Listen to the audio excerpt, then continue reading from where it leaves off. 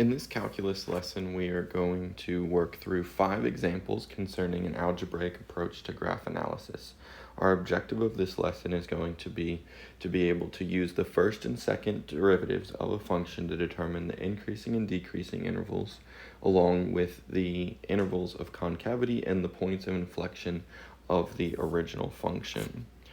Before we tackle this algebraically, a couple of reminders about the relationship we already have discussed when looking at the graphical approach to this, being that the first derivative being positive corresponds to our original function increasing. Our first derivative being negative corresponds to the original function decreasing in that interval for those x values. If the first derivative is equal to 0 or it does not exist, then our original function will be neither decreasing or increasing, and those values of x that make those last two statements true are going to be referred to as our critical values, and these are going to be what comprises our endpoints of the intervals. And so the top row of the table is how we can identify the increasing intervals. The second row outlines how we can identify the decreasing intervals of our function, and the bottom two or how we identify the critical values. Now the critical values are going to be the x values that are making that true. So the x value that we can plug in to our first derivative and it equals 0, or for it to not exist, those are going to be our critical values. Now for increasing and decreasing intervals, they're never going to include the critical values. The critical values are only going to correspond to the endpoints of our intervals, and this is because increasing and decreasing intervals are open, non-inclusive intervals, since the function cannot be both increasing and decreasing for a given x value of the function. Now, getting into the algebraic approach of how we're going to handle this, the goal here is to be able to find the increasing and decreasing intervals. And so the first step is going to always be to find the critical values. Now, in order to find the critical values, we're going to need the derivative. And so really there's a step 0 here that's going to be to find the derivative if not already given. So we want to find the derivative if it's not already calculated. And so then we'll find the critical values. We'll write some intervals using those critical values, and then we're going to test each interval to see whether that interval is positive or negative by plugging in a test value. So we're going to plug in a test value into our function. And so that brings us to example number 1 here. So we want to find all the increasing and decreasing intervals of the function x cubed minus 5x squared minus 8x plus 11. And so the first part of this question or example wants us to just show that the function has critical values of x equals negative 2/3 and x equals 4. And so for this, what we want to do is we want to find the derivative, the first derivative. Now, since all of the terms in this function are just x raised to a power, I'm just going to apply the power rule for derivatives to quickly calculate the derivative as 3x squared minus 10x minus 8. And so now that we have the first derivative and we already have the critical values being given to us, or we're trying to prove that these two x values are the critical values, what we want to do is just plug those into the derivative one at a time and see if the outcome is 0. And so what that's going to look like for x equals negative 2/3 is just saying the first derivative of calculated at negative 2/3. So we're going to have 3 times negative 2/3 squared minus 10 times negative 2/3 minus 8. And so that gives us 3 times 4/9 plus 20/3 minus 8. We can keep simplifying that, but it equals 0. And so we can see that because the first derivative equals 0 when we plug in that x value, that negative 2/3 is a critical value. We can also do the same approach for x equals 4. Plugging that into our derivative, we get 3 times 4 squared minus 10 times 4 minus 8. And once again, we're going to see that this works out to be 0, which is what we want to see. And so both of those values are critical values. Now, because it's quadratic, our derivative is quadratic, we should expect to see two critical values here, bearing that our quadratic is crossing through the x-axis twice. Now, if we have a quadratic that's entirely above the x-axis, or if we have it where it just bounces off the x-axis, we would either see 0 or 1 critical values, respectively, for that case. Now, before we keep going, I want to show how we could go about finding those critical values if they weren't given to us. And so what we would want to do is we would want to set our original derivative here, this 3x squared minus 10x minus 8 equal to 0, and then solve that for the x values. And so we can go about factoring it. Typically, I'm a guess and check kind of person when it comes to factoring, but this one works out to be a little bit easier to do by grouping. And so I'm going to go ahead and rewrite this without the equal sign here as 3x squared minus 12x plus 2x minus 8 equaling 0. And that allows me to pull out a 3x and gives me an x minus 4. Pull out a 2 here, and that gives me x minus 4 again.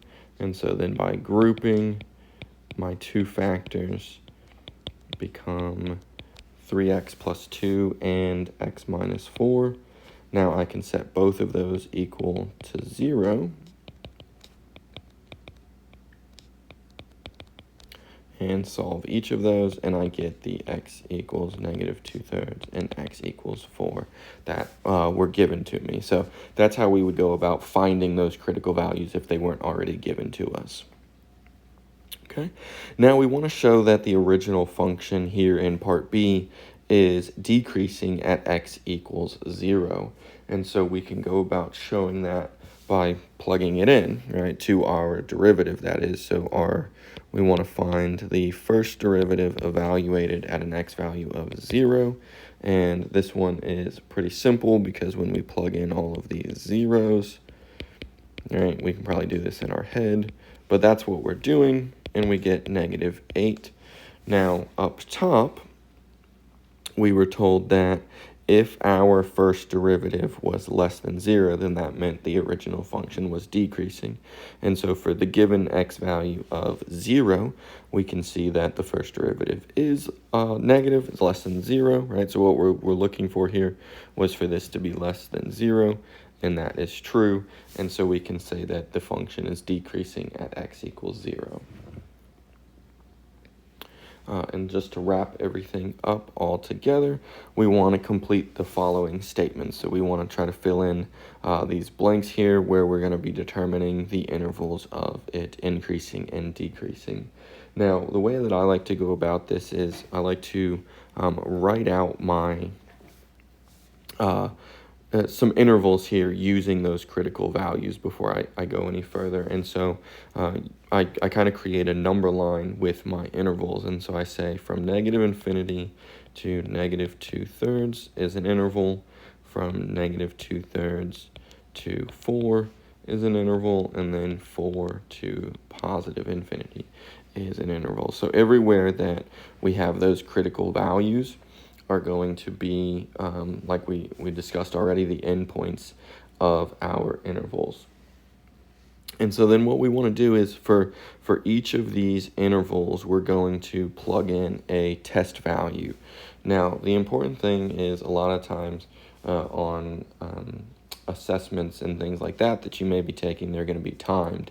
And so you don't really need to concern yourself about figuring out what these exact values are when we are plugging in the test values, but just whether the function, or when you plug in the x values into the first derivative, are they positive or negative?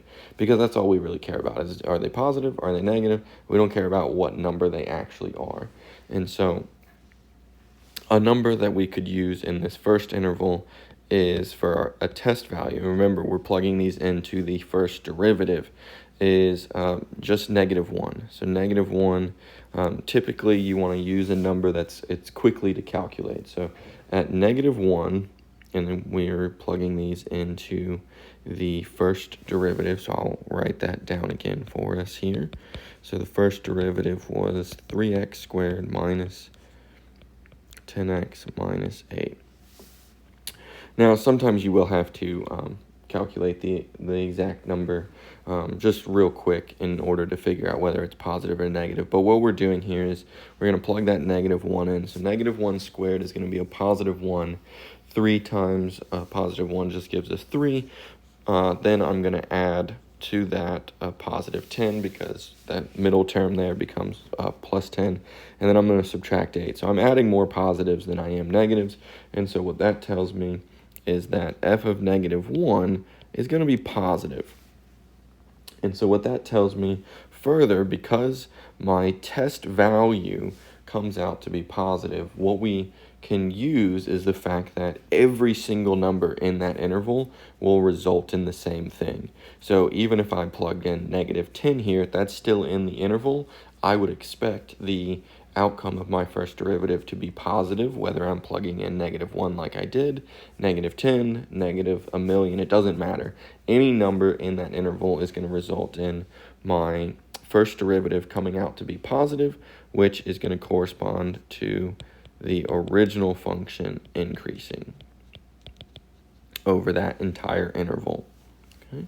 And then I can plug in a second test value in the middle there, and an easy one that we can go about is a test value of 0.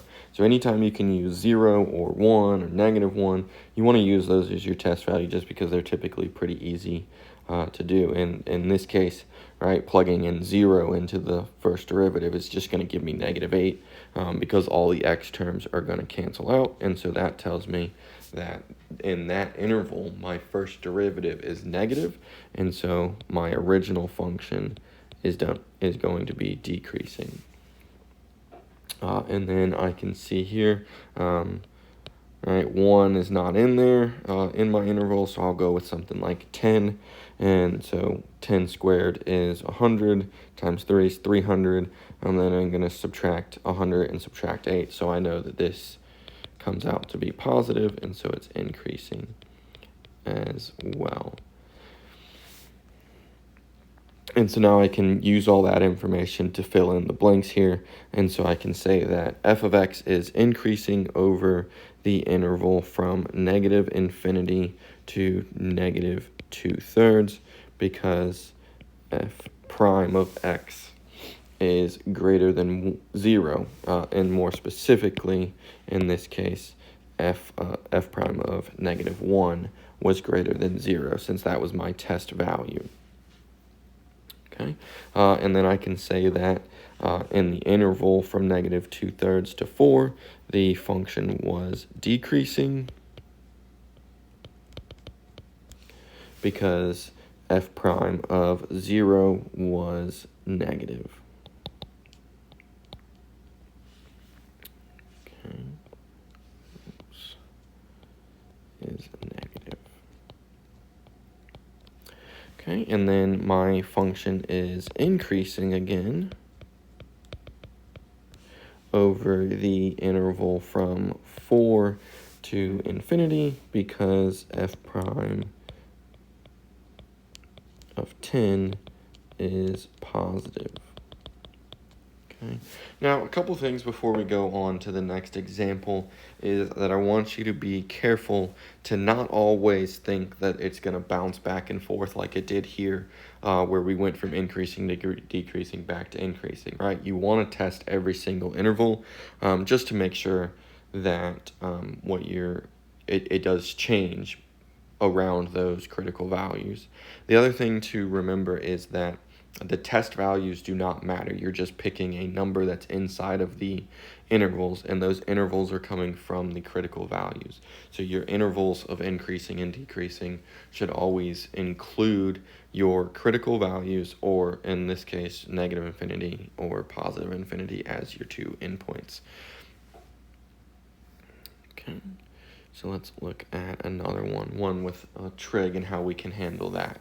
So we want to find all the increasing and decreasing intervals for the function f of x equals sine squared of x on the interval from 0 to pi, and those are not inclusive. And so first thing out the gate, we want to remember that this sine squared of x is really sine of x squared. And so when we go to take or find the derivative, we need to apply the chain rule.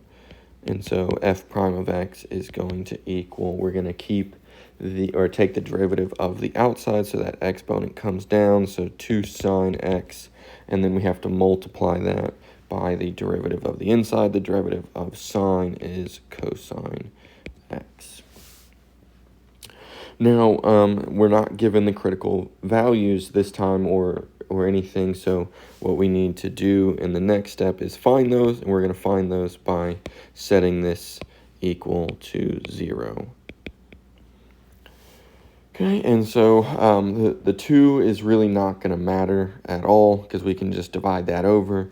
And so what we have to consider is, well, sine of x equaling 0 and cosine x equaling 0. And so what we can see is that sine of x equaling 0 is going to happen for x equaling 0 or x equaling pi. Now, since the intervals over here are not inclusive, we don't have to worry about those in terms of being our critical values. Our critical value in this case is going to be x equaling pi over 2, because that's where cosine of x was equal to 0. And so in the same fashion that we did at the end of the last example, I'll go ahead and set up those intervals. So we have from 0 to pi over 2, and then pi over 2 to pi. In this case, we need to now pick some test values to plug in.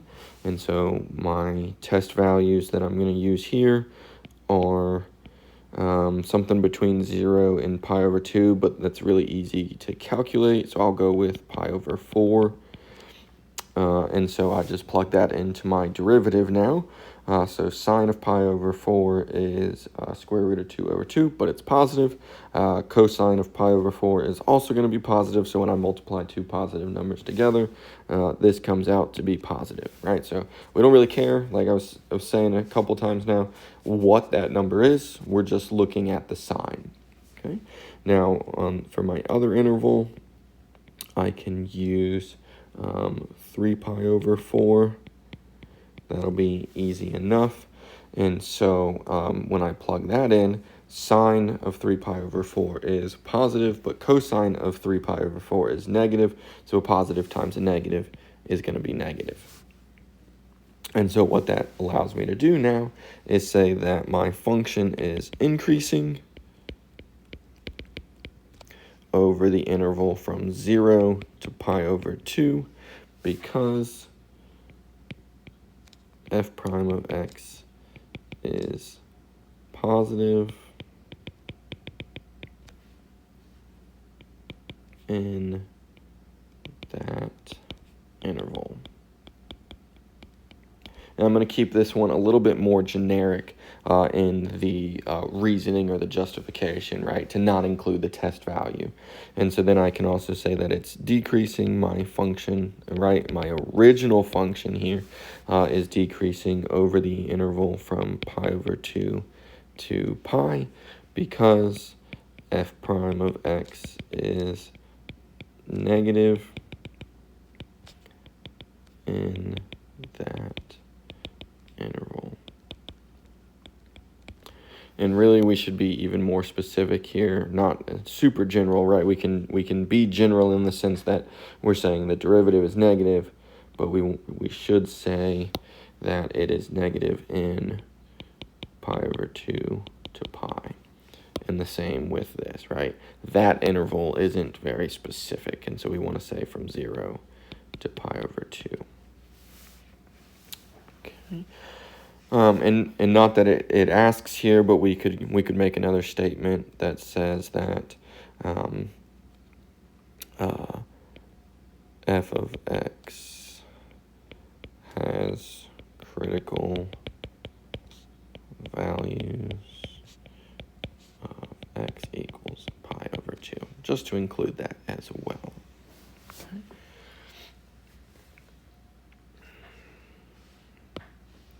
Now, a little bit more review here before we continue in terms of how do we classify those critical values is if we have our derivative and it's negative. Now, a derivative being negative is going to correspond to its original function decreasing, right? So f of x is decreasing if our derivative is negative.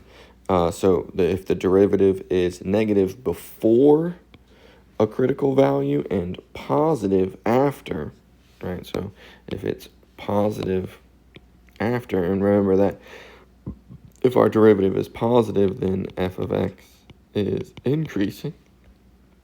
Then what we have here is this general shape, right? So it would be decreasing till it gets to the critical value, then it's increasing.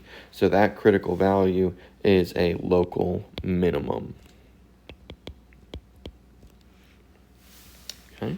And then if the exact opposite happens, so if a derivative is positive, meaning increasing before the critical value, and then it's decreasing afterwards, then that critical value would be a maximum. Okay, and then the third case that can happen if a derivative has the same sign before and after the critical value, then it is neither a local max or a local minimum. And so that's a graphing approach, but how can we do this algebraically? Well, like this. So it says identify and classify all the critical points of g of x. Now, g of x is x cubed plus 4x squared plus 5x minus 2. So same deal, very first thing that we're going to need to do is find the derivative. I can use the power rule again on all of these terms. And so g prime of x is going to be 3x squared plus 8x plus 5. Okay. Once again, we're really trying to say that, okay, this is equal to 0. That's going to be where our critical points are, is where this derivative is equal to 0. And so I want to factor this. This is going to be 3x plus 5 times x plus 1 equals 0. We want to set each of those equal to 0, independent, and then solve for x. So we get that x is negative 5/3 and x is negative 1. And so those are my critical points, right? So these are my critical values. Okay. And then we want to go a step further, and we want to now classify them. And so what we're going to have to do is set up that number line of intervals here. Now, it is important to note that we're only looking from -5 to 2, not negative infinity to infinity. And so when we write out our intervals, we're going to go -5 to -5/3, -5/3 to -1, and -1 to 2. And so there's our intervals. Now, those intervals don't matter, right? We're not, in this question, looking for increasing or decreasing intervals, but we do want to still plug in our test values. And so in this case, I'll plug in a test value of -2. And so when I plug that in, and here's something that you can do to make life a little bit easier is, since you already have it factored, you don't have to worry about plugging that -2 and trying to figure out the sign into the 3x squared plus 8x plus 5. You can really just plug it into the factored form. And so what that's going to look like is, if we plug in -2 into 3x plus 5, we're going to get a negative number. So that first factor is going to be negative. And then the second factor, -2 plus 1, is going to also be negative. And so we're going to take, right, so we had a negative, and then we had another negative, and so that's going to be positive overall. And then we can do, let's see, so that -1 is -3/3. So we're going to have to go with -4/3 here. And so when we plug that into the first factor, so -4/3 times 3 is going to be -4 plus a 5. So that's going to be +1. So that's a positive. Now -4/3 plus 1 is negative. A positive times a negative is negative overall. And then my last test value here can be 0. And so that's going to give me a +5, which is positive, a +1, which is positive. Two positives are a positive. And so what I'm doing that for is, this tells me increasing, decreasing, and then increasing. So it's the original function, and even though the question doesn't ask me this, it's increasing in the interval from -5 to -5/3. It's decreasing from -5/3 to -1, increasing from -1 to 2. And that allows me to then say that my function, so g of x, has a local max at x equals -5/3, because g prime of x, because the derivative changes signs from positive to negative. And then I can also say that g prime of x has a local minimum at x equals -1, because g prime of x changes signs from negative to positive. And when you're writing those statements out, you do want to include all of those little pieces, right? You want to state what the original function is, whether it's a local max or minimum. You want to give the x value, and then you want to make sure that you're including a good reasoning for that. The reasoning is based off of the derivative, right? We plugged these in, and I'm going to back up here, right? These should all be g's, g primes, okay, since our function it was g. Okay, so we're looking for, does it change signs? Okay. Now, all of those so far have dealt with just critical values or increasing and decreasing. We haven't quite got to concavity yet. And so finding the intervals of concavity is going to be very similar to finding the increasing and decreasing, but we're going to be looking at the second derivative instead. So here's where the second derivative comes into play. And so when the second derivative is positive, being greater than 0, our original function is concave up. If the second derivative is negative, then the original function is concave down. And notice here, we're using the second derivative to still determine something about the original.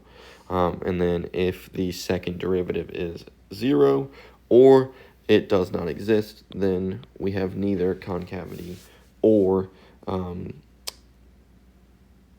it's not concave up or down. Okay, so same deal as last time. There's really that step 0. Right, we want to find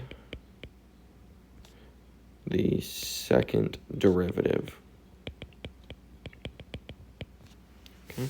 Then we want to find all the solutions to where it's equal to 0 or it does not exist. We want to write those intervals, and then we're going to test in a similar fashion. Okay.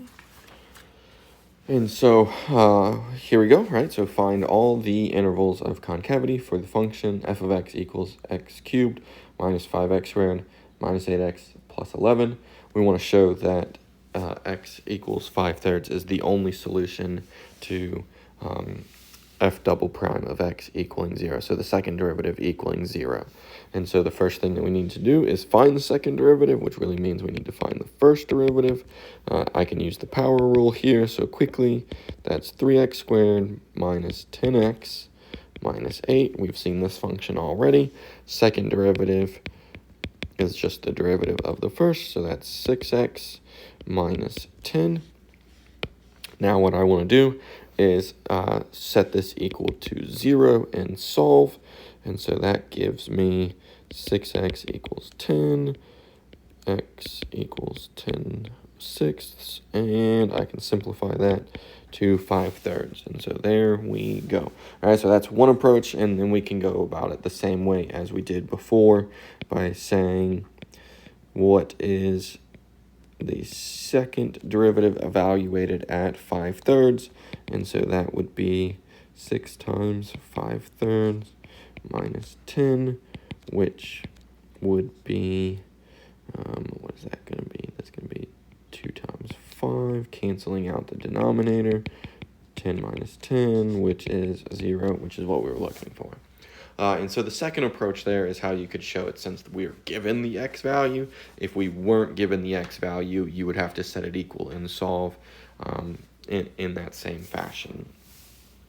And so we still want to set up our interval of number lines here, or our number line as intervals. So from negative infinity to 5/3, and then 5/3 to positive infinity. We want to plug in a test value. In this case, I'm going to plug into the second derivative 0. And so I'm plugging that in here. So 6 times 0 is 0 minus 10. That's going to be negative. And then if I can plug in, I'll go with 10 again. That's in that interval. Just keep it simple. 6 times 10 is 60, minus 10 is 50. And so that's positive, right? Once again, we don't really care what those, you can pick any test value that's in the interval, and we don't care what the number is when you evaluate it. We just care, is it positive or negative? And so this tells us that our original function is concave down over the interval from negative infinity to 5/3 because the second derivative is less than 0 or negative, right? So you can write it either way as less than 0 or negative in the interval negative infinity to 5/3. And then we can say that it's concave up over 5/3 to positive infinity because the second derivative is positive. So I'll write it this way. In the given interval. All right, so a couple different ways that you can state it, but you want to make sure you're referencing the interval that you tested. Okay, so that one was pretty straightforward, and brings us to example number 5. And so what we want to do is, given the derivative this time being x squared minus 3 divided by 4 minus 2x, we want to locate all the concave down intervals. So the first thing that we want to do is we need to have either the second derivative being 0 or the second derivative non-existing. Okay, and then we can test the intervals from there. And so the first thing that we're going to need to do is find the second derivative, which is going to be a little bit tricky in the sense that we have a quotient here, and so we're going to have to use the quotient rule. And so we are going to go with the bottom times the derivative of the top. Oops, which is just 2x. Since that minus 3 is a constant, it's going to become 0. So quotient rule says the denominator times the derivative of the numerator minus the numerator times the derivative of the denominator, and then the denominator squared. And we want this equal to 0. And so we're going to need to do a little bit of work there on the top to get that simplified. And so we're going to take and go ahead and distribute that out as 8x minus 4x squared plus 2x squared minus 6 equaling 0, right? Because our negative 2 times the negative 3, that's going to be positive, but then I had to subtract it, and so that's negative 6.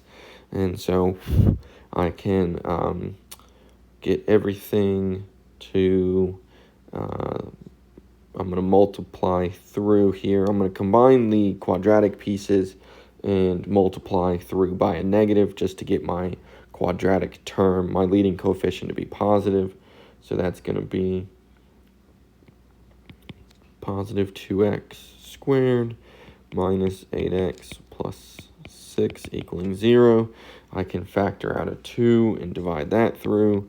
So that gives me x squared plus 4x plus 3 equaling 0. And that should be a negative 4x.